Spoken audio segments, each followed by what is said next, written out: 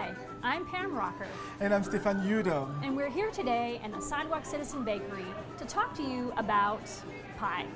Now, who doesn't love pie? Pie is really easy to love. Who doesn't know how it looks or tastes like? My favorite is lemon meringue. And my favorite pie is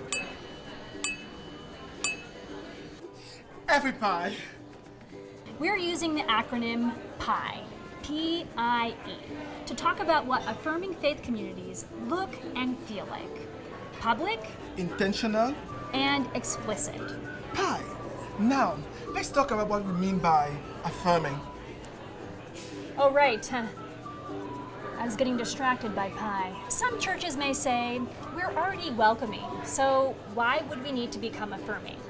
Well, affirming is shorthand for faith communities that have taken intentional steps of education, discernment, and theological exploration, including hearing stories and community engagement. And then they voted yes, making an ongoing commitment to being actively inclusive, particularly to those who have been traditionally marginalized by religion, such as the LGBTQ2SIA community. Now, let's get back to pie.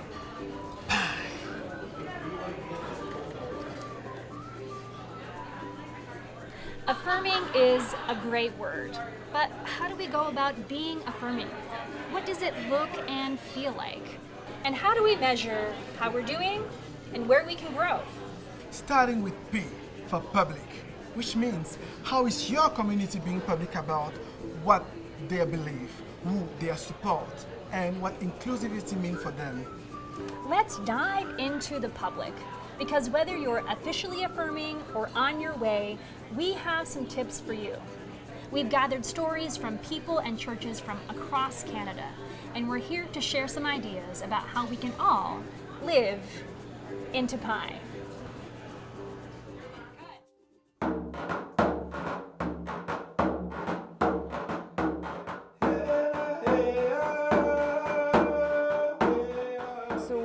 As LGBTQ2S+ members don't necessarily feel safe in all the circles that we navigate our lives through. And so in order to feel safe in a space, we have to be truly embraced and truly accepted for who we are and who we love.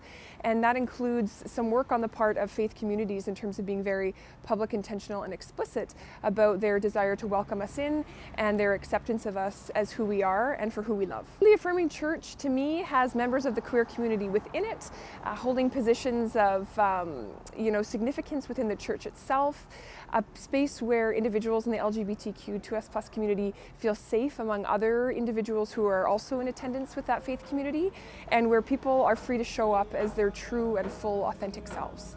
Certainly Kamloops United Church is a space, I think, where many members of the queer community feel very, very welcome. There are many very visible signs of inclusion outside the church. So there's the ramp as you walk up with the pride colors, there's a pride flag in the window, and as well on the outside of the church, a big affirming ministry sign that's there year-round. So for members of the local LGBTQ2S+ community, certainly it's a sign of welcome and embrace and open arms, and so certainly a space that we feel safe in occupying. For me, it's about safety. We want to believe that this is a safe place. I am a middle-aged, straight, white Christian guy. Most of the world's a safe place for me. So I don't know that much about the marginalized. I mean, I try to empathize. In the affirming process, there's a body of knowledge there that this is what it means. This is what a safe place looks like. So let's do that. It's also a flag. It's a sign that says this is a safe place because it's been tested. It's met a standard. It's like the little green sign that you get in the restaurant window that says this is a safe place. Oh, you're back.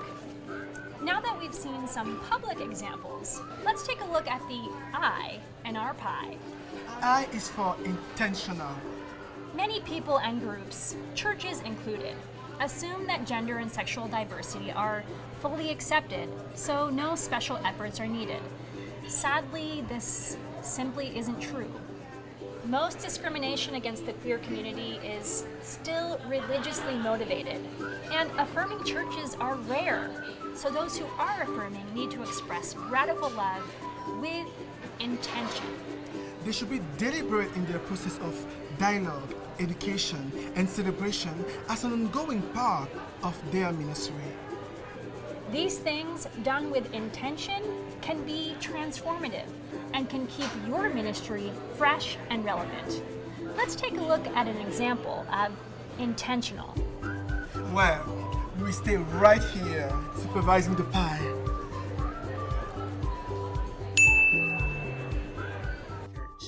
We're celebrating our 3rd anniversary of becoming an affirming ministry, and we're very pleased to participate in developing the video for Affirm Canada. We have done a lot of work in the area of pie, and we thought we'd have some fun. We have pie on PEI, Ile de Prince Edouard, and we're really pleased to share with you the incredibly important actions that we have taken around the PIE acronym. And to begin the conversation, I would like to introduce to you Sibel Reber, who is the Executive Director of Peers Alliance on Prince Edward Island. Welcome. Thank you. PEERS stands for Prevent, Educate, Empower, Respect, and Support. Our tagline is Sexual Health, Well-Being, and Drug Use Harm Reduction for All Islanders. One of the things that we're really happy to be working with Trinity Clifton United Church with is around our partnership in we're able to consult with them and provide them with education and information opportunities, and they are actually helping us with one of our flagship programs, our LGBTQ youth group, otherwise known as our PEI Queer Collective. This is a program that engages upwards of each month upwards of 30 young people who identify as LGBTQ, who are between the ages of 12 and 18, who come to our youth groups, the facilitated youth groups. At my age, I've been from when it was illegal to be gay to now being almost totally openly gay and not fearing for our lives. I had gone from Sunday school teacher, choir member, member in good standing with the church, to being escorted to the door because I told the truth during a meeting that I was gay. And there were sufficient people at that meeting who were not going to tolerate that. And so I was escorted to the door. In truth, it broke my heart. It took me a long time to come back. I did miss having a church to call home. Kamloops United Church is a really good example of an affirming church. Placement of that quilt is very intentional. When you come through the main sanctuary doors, that's the first thing you see, intentionally. The rule here is, it is never to be moved. Shall we gather at the river, where bright angel feet have trod, with its crystal tide forever flowing by the Whew. We're all filling up on pie, but there's one more missing piece. The last ingredient is A for explicit. Affirming ministries should be explicitly loud and proud, and they should clearly indicate in their mission statement and everywhere else that the LGBTQ2SIA+ community is embraced and needed in every facet of church life. Be specific, name our community, and invite queer people to come and speak on Sunday morning, and make sure that every visitor will know what you believe in. Let's take a look at a faith community living out the E in our pie. So for Riverside to become an affirming congregation means a lot to me personally, because it means it's a place of inclusiveness. It means for someone like myself who is coming for the first time, I know that I can sit next to my partner and feel comfortable. I remember the first time we came to Riverside, we were very worried about thoughts and opinions of others, to the point where we would leave space in between us so that, we wouldn't get the awkward glances and such. So As we spent more time at Riverside, we came to know that this was an inclusive place, and we really were made to feel so welcome, and from that point forward we knew that this was a home for us. So I know there are a lot of people who are concerned about having the label of Affirm attached to our community, because Riverside's already a very welcoming community to all sorts of people. And so there are people who maybe don't think that we need to have that label attached. But as somebody who is from the LGBT community, the label's really important, because for so many of us, we have been excluded from churches because of a label. And that word, affirm, really speaks to people who have been excluded, and specifically says that you are included. Coming from a religious background, I didn't always find the acceptance in my church, but I did find it in my family and friends. So to see McKillop being a church that's accepting and loving and affirming is amazing. I've been to the church, and I've been to events at the church, and I've always been so proud that you guys are there beside us. That visibility, because a lot of people are scared of churches because maybe their church didn't accept them, or they didn't feel that love, and maybe their family even dropped them. So there's a lot of stigma with churches and the LGBTQ community. So bringing that awareness that you do love us and you support us, and I know that. I hope you all know that. My impression of religion is that it's often wrought with lots of hypocrisy. And I think people always search to have that sense of community, to be a part of something. So one of the wonderful things about this church in particular is that I really feel that on a very genuine level. Lovers United Church, or any sort of church that affirms and lets people know that yes, we're going to stand up for you because that's our values and our principles, that means the world, and I think that can even be life-saving. I want to be part of a faith community that the circle is absolutely wide, that there is no one left on the outside, and no uncertainty about being included. It's certainly not about who's out, but it's all about ensuring that everybody feels like they're in.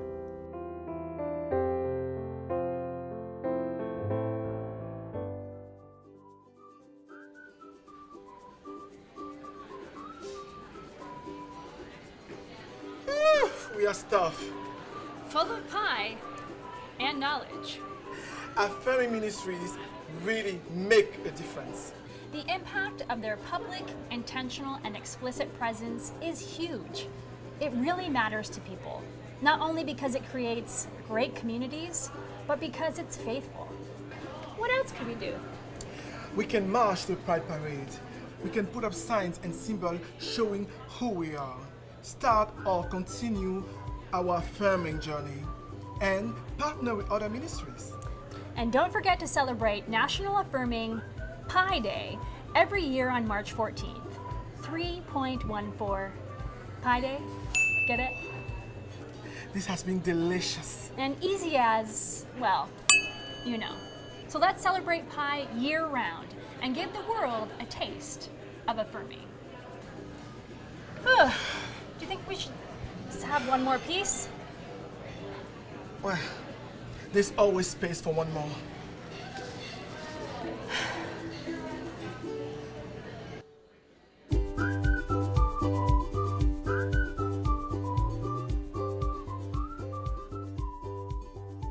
This video was baked with love by Affirm United, Ensemble, and Affirming Connections.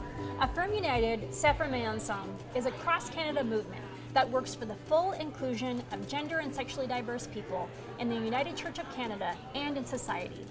We help ministries of all kinds become truly welcoming, safer, sacred spaces through our Affirming Ministries program. Primarily, we work with United Churches, but we work with people from all backgrounds on their journeys. Join us.